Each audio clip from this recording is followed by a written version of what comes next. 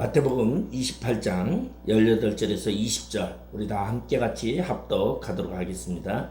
예수께서 나와 말씀하여 이르시되 하늘과 땅의 모든 권세를 내게 주셨으니 그러므로 너희는 가서 모든 민족을 제자로 삼아 아버지와 아들과 성령의 이름으로 세례를 베풀고 내가 너희에게 분부한 모든 것을 가르쳐 지키게 하라. 볼지어다 내가 세상 끝날까지 너희와 항상 함께 있으리라 하시니라. 아멘. 네, 오늘 마태복음 28장 18절에서 20절의 말씀은 예수님께서 무덤에서 부활하시고 그리고 제자들을 향해서 마지막으로 이 땅에서 하신 말씀입니다. 그래서 제가 미션이라고 했는데 아마 미션 하면 영어에서 우리가 그러지만은 이게 사명이라는 뜻이고 그리고 미션이라는 것은 임무라는 그러한 뜻인데 아마 영화에 보면은 미션 임파셔블이라는 그런 영화가 있습니다. 거기에 보면 영화 배우 톰 크루즈가 이든 헌트 역을 맡아가지고 그래서 IMF 기관의 지령을 받아가지고 자신에게 맡겨진 임무를 수행하는 그러한 이야기입니다. 이 IMF라는 가상의 단체 기관 이름이죠. 그래서 이곳에서 이제 미션, 다시 말해서 임무를 부여받아 가지고 그리고서는 불가능한 그러한 일을 감당하게 합니다. 그렇게 하기 위해서는 그들은 특수훈련도 하고 그리고 무기도 준비하고 많은 것들을 준비를 해서 그리고 그들은 그 성공을 위해서 죽음을 불사하고 그리고 그 성공을 이뤘을 때는 우리가 굉장히 통쾌감을 느끼고 그리고 그것을 박수하기도 합니다. 그런데 오늘 이 미션이라는 말은 사실은 영화의 미션 임파서블보다도 이 미션이라는 말은 엄밀히 따져서 선교 용어입니다. 그래서 이제 과거에 예수회라는 그러한 단체가 있었습니다. 그것이 이제 1590년도에 천주교 예수회라는 조직과 로마회라는 조직이 두 개가 있었어요. 그 예수회는 조금 진보적인 그런 단체고 로마회는 보수적인 단체지요. 아마 지금 지난주에 우리 교황이 이렇게 이제 서거하셨죠. 그래서 영면하셨다 그러는데 이 교황이 예수의 교황이죠. 그러니까 예수의 교황이 역대 이래 처음으로 이렇게 나왔던 그러한 사건입니다. 근데 이 예수에서 교회 조직을 명령을 할 때에 어느 지역에 가서 교회를 세우고 그리고 학교를 세우고 그리고 그들을 보낼 때에 이 미션이라는 용어를 사용했다고 합니다.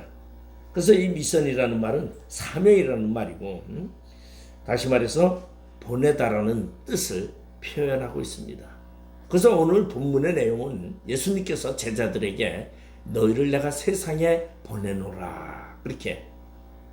그래서 세상에 보내는 것은 뭐냐면 세상에 보내서 사명을 다하게끔 하는 그런 모습이 오늘 예수님의 마지막 이 땅에서의 명령임을 볼 수가 있습니다. 그래서 선교 용어로서 미션이라는 용어를 라틴어로는 미션 데이라는 그런 말을 많이 사용하고 있고 그리고 미션 오브 갓 이렇게 이제 그렇게도 말하지. 하나님의 선교. 그다음에 샌딩 오브 갓 하나님이 보냈다라는 그런 표현으로 많이 이야기를 하고 있는데 오늘날 우리가 이 땅에 태어나서 이 땅에 살고 있는 우리도 그냥 내 마음대로 내 생각대로 태어난 것이 아닙니다.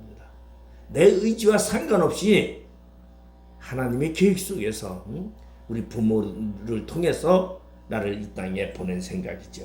그리고 이 땅에 보냈을 때에 그냥 가서 살으라고 보낸 것이 아니라 이 땅에서 너가 해야 할 사명이 있다. 그래서 그 사명에 따라서 보낸 사람의 위치가 다 다르고 그리고 보낸 사람의 사명이 다 다르다는 것입니다. 우리는 이러한 사명에 대해서 가장 먼저 알려고 하면 예수님이 이 땅에 오신 이유가 사명을 부여받고 왔습니다. 그래서 예수님은 분명히 그렇게 말하고 있어요. 나를 이 땅에 보내신 이는 나의 아버지 하나님이시다. 요한복음 3장 17절에 보면 하나님이 그 아들을 세상에 보낸 것은 세상을 심판하려 하심이 아니요 저로 말미암아 세상이 구원을 받게 하려 하심이라. 하나님이 그 아들을 세상에 보내심은 세상을 구원하기 위함이다. 그러니까 예수님이 이 땅에 오신 것이 예수님의 의지대로 온 것이 아니라 하나님의 뜻에 따라서, 다시 말해서 하나님의 사명을 부여받고 이 땅에 오셨다는 것입니다. 그런가 하면 요한복음 12장 49절에 보면은 내가 내 자의로 말한 것이 아니요 나를 보내신 아버지께서 나의 말할 것과 이룰 것을 친히 명령하여 주셨으니, 예수님도 이 땅에 오셔서 내가 하는 모든 말이 내가 하는 말이 아니다. 아버지 하나님께서 나에게 가서 너희는 세상에 가서, 예수에게 세상에 가서 이렇게 말하고 그리고 이러한 것을 하라고 명령하셨기 때문에 했다고 예수님 자신도 말씀하고 있습니다. 예수님은 하나님의 보내심을 알고 있었습니다. 그런가 하면 그의 보내신 목적대로 이 땅에 오셔서 예수님은 사셨습니다.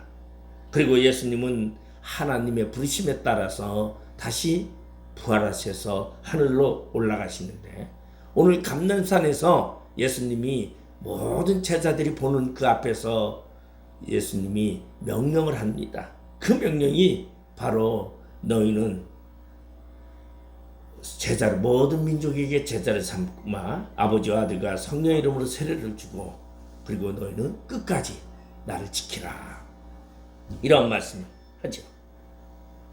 그런가 하면은 요한복음 17장 18절에 보면은 아버지께서 나를 세상에 보내신 것 같이 나도 저희를 세상에 보내었다고 말하고 있습니다. 다시 말해서 예수님이 이 땅에 오시는데 그 오신 것은 하나님으로 인해서 이 땅에 오셨다고 했어요. 그런데 예수님이 이 땅에 오신 그 목적대로 예수님이 이 땅에 오신 것처럼 나도 이제 하늘로 올라가면서 너희들에게 이것을 명령한다, 그렇게 얘기를 하고 있습니다. 그래서 예수님은 제자들을 세상에 보내고 있습니다. 그래서 사도행전에도 봐도 뭐라고 합니까? 너희는 사마리아와 땅끝까지 이르러 유대와 사마리아와 땅끝까지 이르러 내 증인이 되거라 하면서 명령을 하십니다. 그러면 하나님이 예수님에게 명령하신 것처럼 예수님은 우리 제자들에게 명령하면서 우리 모두에게 명령을 하고 있습니다. 그리고 예수님은 40일 만에 부활하시고 40일 만에 하늘로 감람산에서 제자들이 보는 앞에서, 모든 따르는 자들이 보는 앞에서 하늘을 향해서 승천하셨다, 그렇게 말하고 있습니다. 그러면 오늘 예수님이 명령하신 그 사명은 무엇인가 우리가 함께 생각해 보려고 합니다. 오늘 본문 18절에 보니까 예수께서 나와 말씀하여 이르시되 하늘과 땅의 모든 권세를 내게 주셨으니, 먼저 예수님께서 우리에게 무엇을 주셨느냐? 하늘과 땅의 모든 권세를 주셨다는 것입니다. 우리가 사명을 감당하기 위해서 예수님께서 우리에게 하늘의 권세와 땅의 권세를 주셨다고 했어요. 우리 생각에는 땅의 권세만 있어도 될 것 같은데 하늘의 권세도 줬어요. 하늘의 권세는 무엇이냐면 영적인 권세를 말하고 있습니다. 그래서 다시 말해서 하나님 아버지가 영적인 하나님이시죠. 그리고 모든 것을, 우주 만물을 다스리시는 그분, 그 하나님의 권한을 우리에게 줬어요. 오늘 예수님의 이 12사도들도요, 예수님을 승천하기 전에 예수님께서 그들에게 사명을 전합니다. 자, 너희들 땅끝까지 이르러 내 증인이 되라. 그리고 예수님의 그 사명을 제자들에게 주시면서 무엇을 했냐면, 그냥 그것만 주면은 위험하니까 권세를 주셨다고 말하고 있습니다. 우리 권세라는 것은 무엇이냐면요, 우리 보면은 이렇게 대통령, 법무부 장관, 아마 여러분 이런 탄핵 정국에 봐서도 헌법재판관들이 얼마나 권력이 센지를 여러분이 알고 있을 겁니다. 그 개인에게 있는 그 사람들의 권력이 아니라 나라에서 준 권력이죠. 그래서 헌법재판소에서 그 권력을 준 것을 가지고 비록 그들이 사람이지만 그들이 명령을 하고 그들이 선포하면은 그것이 나라의 명령이 되고 대통령도 탄핵할 수밖에 없는 그러한 사건을 우리는 봤습니다. 이게 권력이라고 말하고 있고 권세라고 말합니다. 근데 우리에게 어떤 권세도 주셨느냐? 마귀를 제어하는 권세까지 주셨어요. 왜?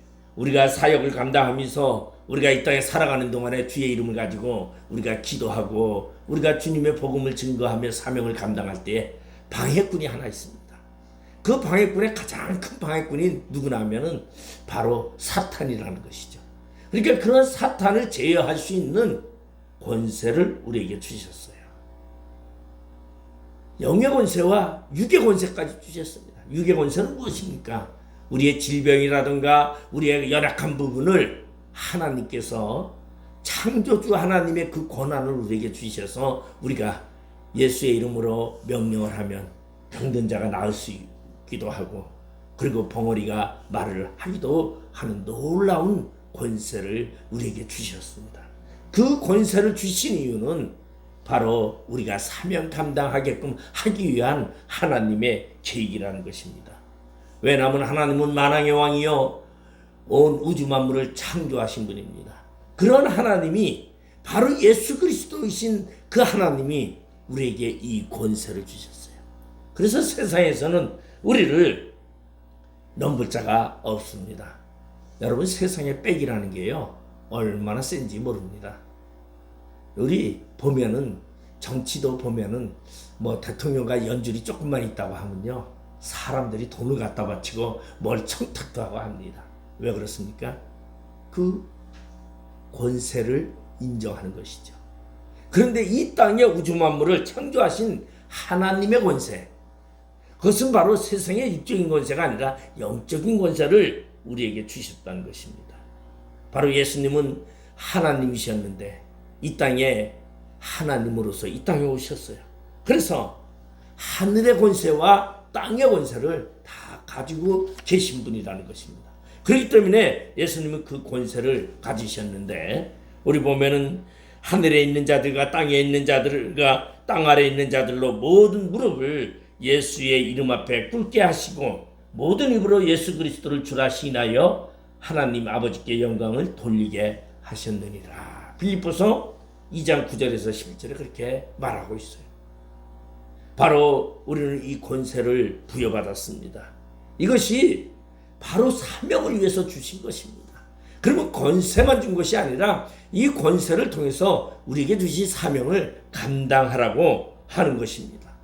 여러분 우리는 이 권세를 우리는 사용해야 합니다.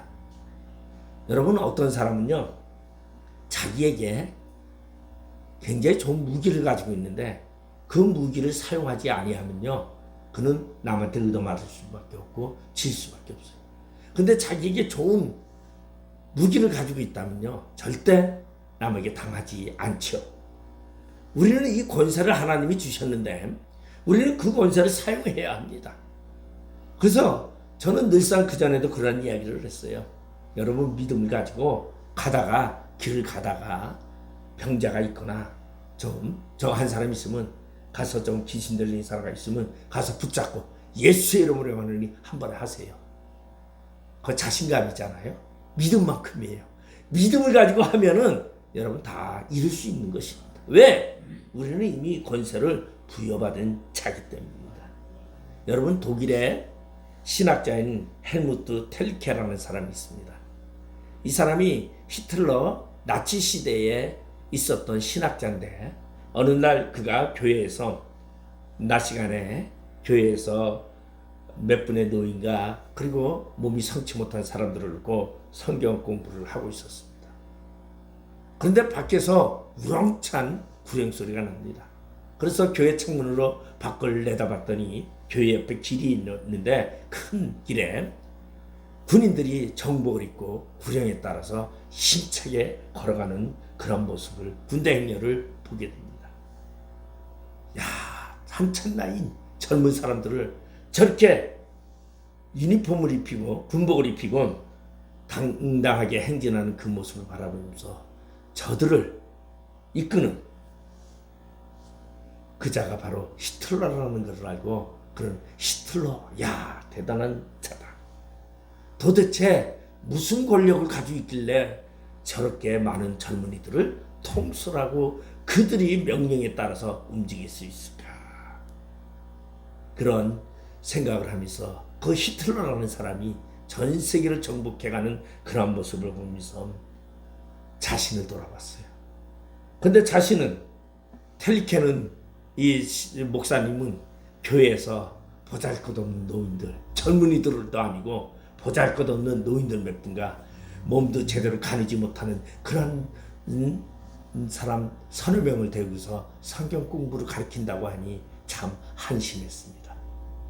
야, 어떻게 히틀러는 저렇게 젊은이들을 다 부리고 자기 말하는 명령대로 하는데, 나는 어떻게 이 교회에서 히틀러가 버린 자들, 다시 말해서 쓸모도 없다고 말하는 그러한 자들을, 그것도 많이도 아니고 몇 명을 놓고 나는 그들을 성경을 공부 가르치는 나 자신을 돌아보면서 참 내 자신이 한심하구나 하는데, 그때 그의 머리를 스치고 지나가는 생각이 있었습니다.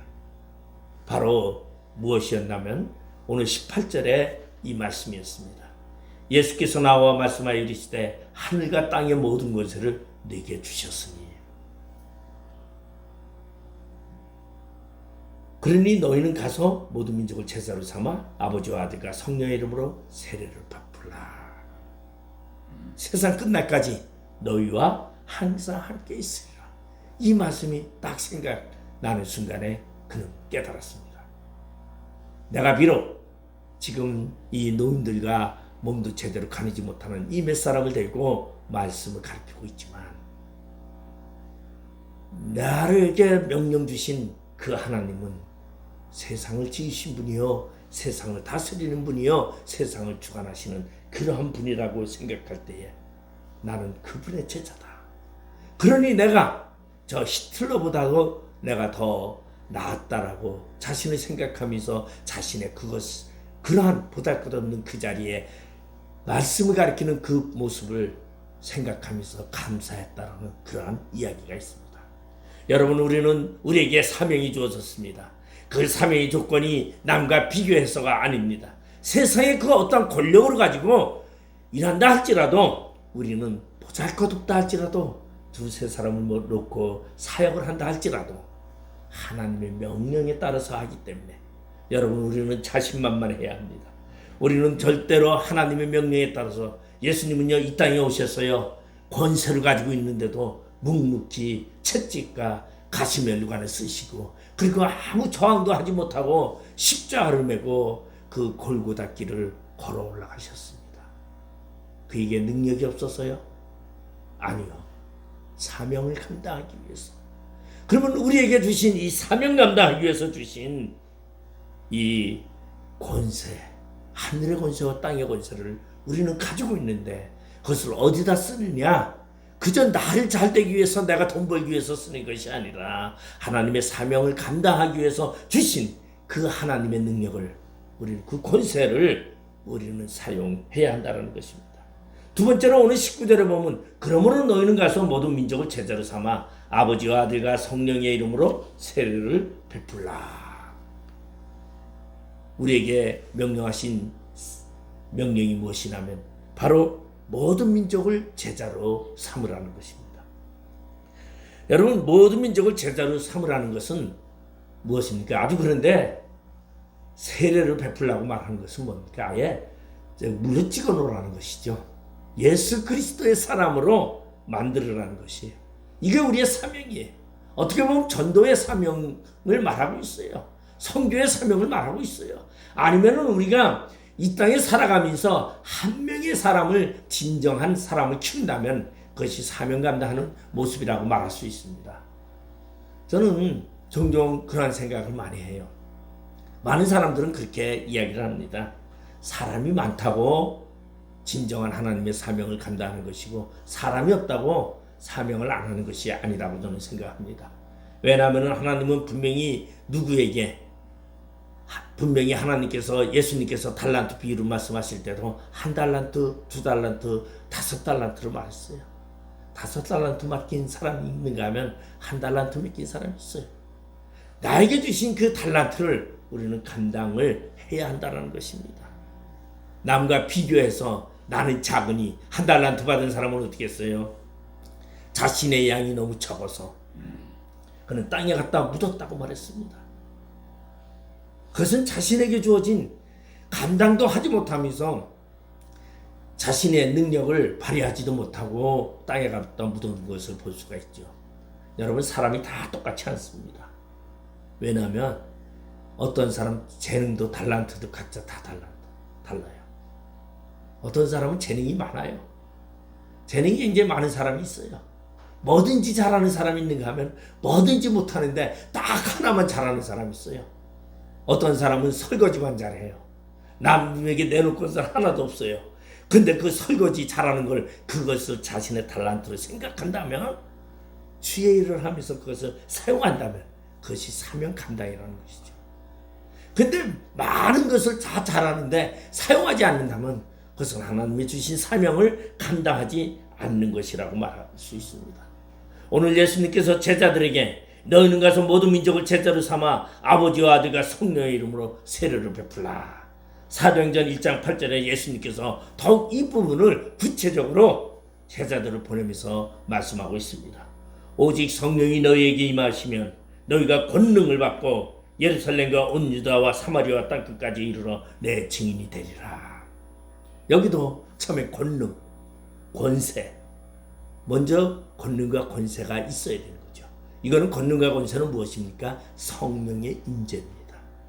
너희가 성령이 너희에게 임하시면 너희가 권능을 받고, 그러니까 성령이 임하지 아니하고는 권능과 권세가 있을 수 없는 얘기죠. 그러면 우리는 먼저 성령의 사람이 돼야 돼요. 그리고 성령이 임하면 땅끝까지 이르러 하나님의 증인이 되어야 된다는 것입니다. 이것이 바로 예수님이 제자들을 보낼 때에 하신 말씀이죠. 그러면 땅끝까지 이르러라는 것은 무엇입니까?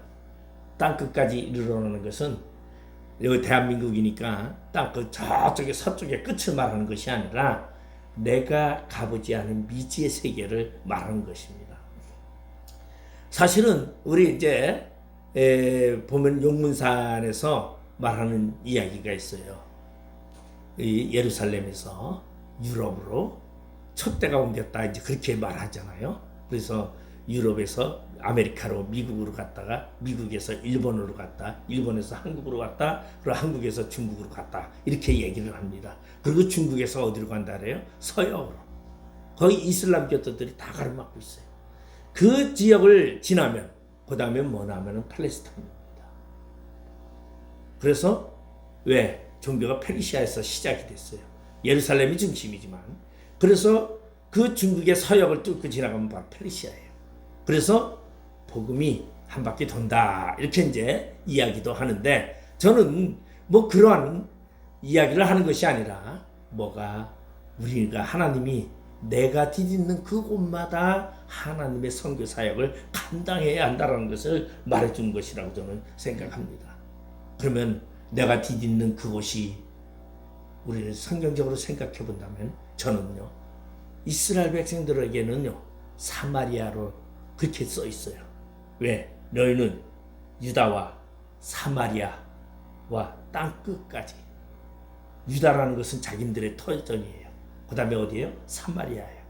사마리아는 바로 붙어 있어요. 근데 사마리아를 말하면서 땅끝까지를 얘기하고 있어요. 그럼 왜 사마리아라고 말했을까요? 예수님께서 사마리아라는 것은 이스라엘 유다 백성들이 가장 싫어하고 경멸하는 것이에요. 그 지역을 가지 않아요.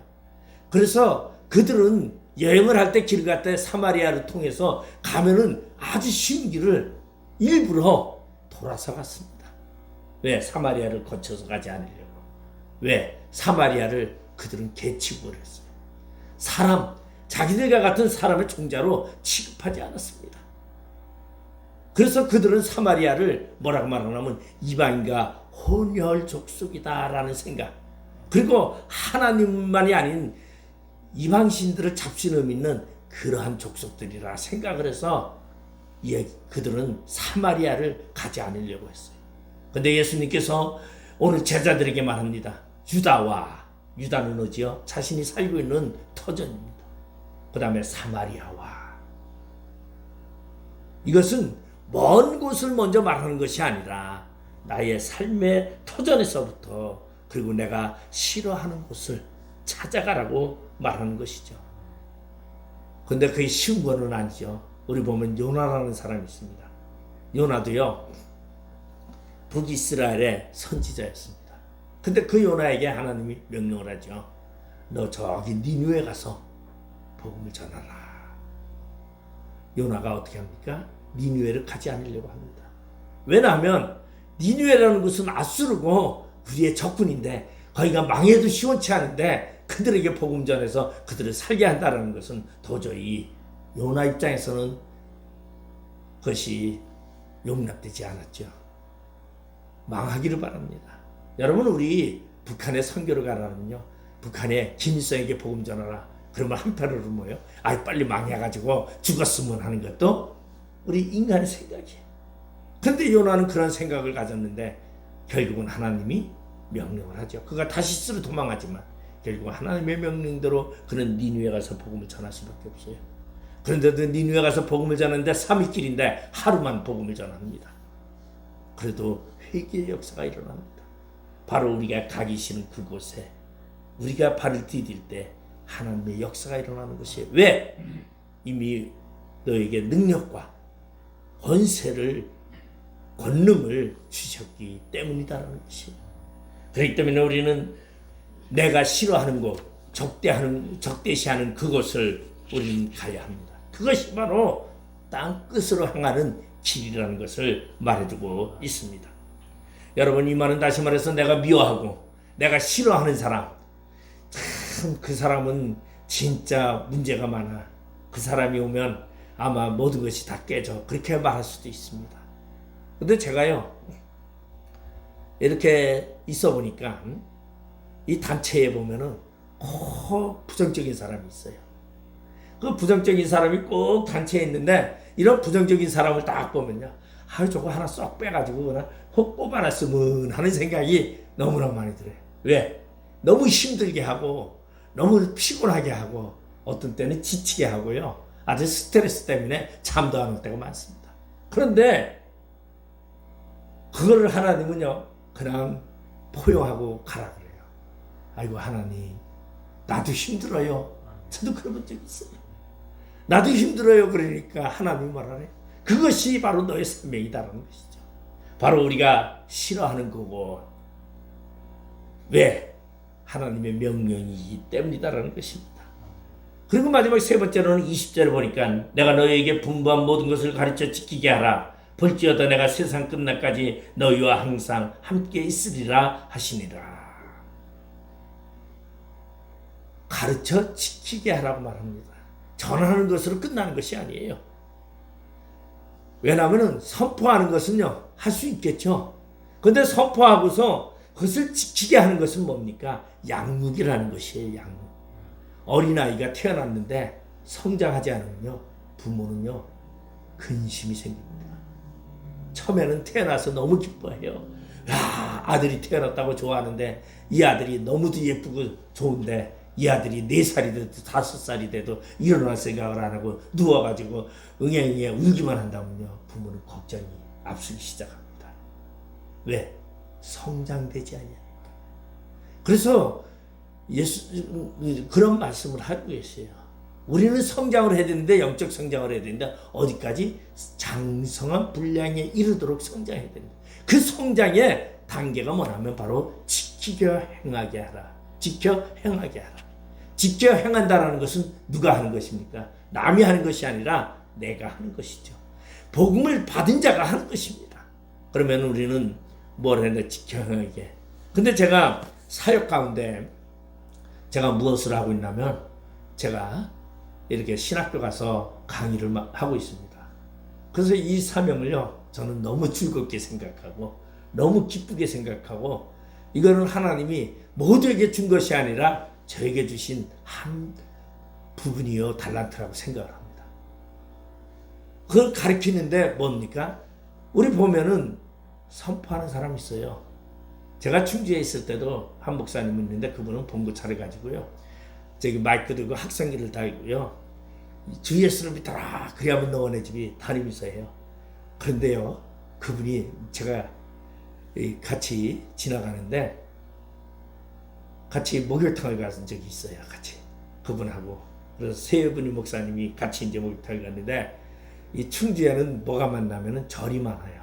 그래서 중들이 많아요. 근데 목욕탕에 갔더니 아주 까까머리 어른들이 굉장히 많더라고요.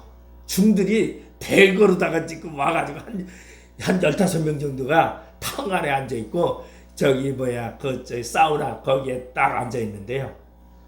딱 들어가면서 이 목사님이 뭐라 그러면 손을 번쩍 들더니 주 예수를 믿어라 그러면서요, 여러분 지옥에 갑니다, 이 중들에게 얘기를 하는 거예요.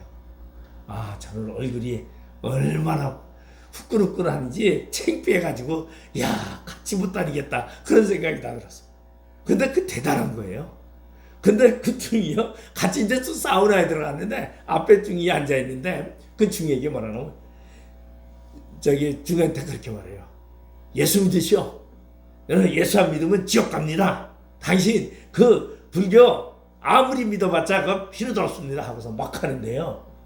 야, 이거를 저러다가 얻어맞지는 않을까 그렇게 걱정이 막 되더라고요. 그래서 제가 그분을 보면서 참 대단한데, 그분은요 바빠요.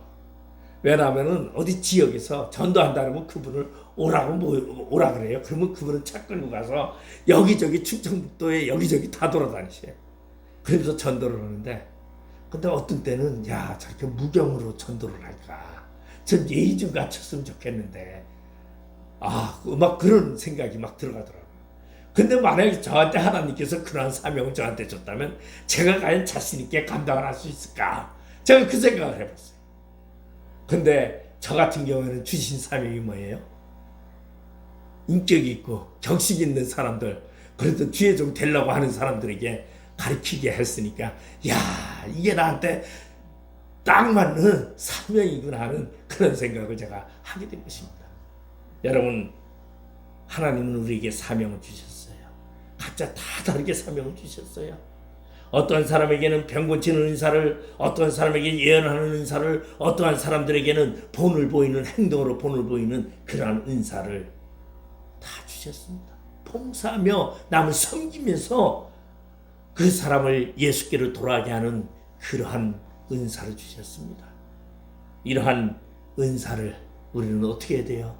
가르쳐 지키게 하라. 이건 뭐예요? 양육이에요. 우리는 제자를 삼아 양육을 해야 되겠죠. 그렇게 하면 어떻게 한다고요? 내가 세상 끝날까지 너희와 항상 함께 있으리라. 여러분, 이 세상은요 잠깐 있는 세상입니다. 영원한 세상이 아니에요. 세상 끝날까지요 모든 능력을 가진, 하늘의 능력을 가지시고 땅의 능력을 가지신 그 주님께서 우리와 함께 하신다는 것입니다. 여러분, 우리는 이 예수님의 사명을 받은 자입니다. 오늘 사명 감당하기 위해서 여러분 예수님의 그 사명을 깨닫고, 여러분 우리의 사명을 다 감당하시는 우리 모든 주님의 거룩한 백성이 되시기를 주님의 이름으로 축원드리겠습니다. 기도하시겠습니다. 아버지 하나님, 은혜를 감사드립니다. 예수님께서 십자가에 죽으시고 부활하신 후 40일 동안 이 땅에 있으며 제자들에게 말씀하며 감난산에서 하늘을 승천하시며 제자들에게 부여하신 사명, 내가 너희에게 하늘과 땅의 모든 권세를 주었으니 너희는 가서 모든 민족을 제자로 삼아 아버지와 아들과 성령의 이름으로 세례를 베풀고 내가 너희에게 분부한 모든 것을 가르쳐 지키게 하라. 볼지어다 세상 끝날까지 내가 너희와 함께 항상 있으리라고 말씀하셨습니다. 오늘 우리에게 사명 주신 그 예수님과 함께 동행하며 승리하는 자 되게 하여 주시옵소서. 예수님의 이름으로 기도드리옵나이다. 아멘.